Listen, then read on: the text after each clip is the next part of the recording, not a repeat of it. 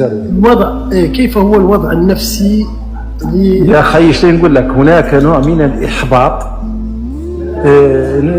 غير معلن، هناك نوع من الاستسلام غير معلن، هزيمة غير معلنة لدى عناصر البوليساريو. لما كاع شافونا قالوا انتم وضعيتهم كاع لا وضعيتهم اللي تشوف كاع حالهم يكفي على سوارهم.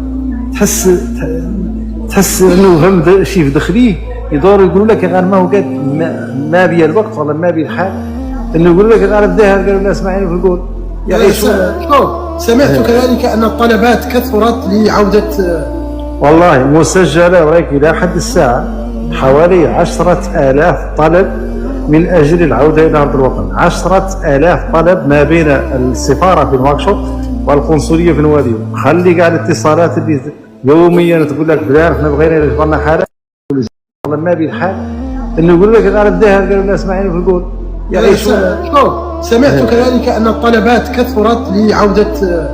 والله مسجلة وراك إلى حد الساعة حوالي 10,000 طلب من أجل العودة إلى أرض الوطن. 10,000 طلب ما بين السفارة في نواكشوط والقنصلية في نواديو. خلي كاع الاتصالات اللي يوميا تقول لك فلان احنا بغينا يجبرنا حالة.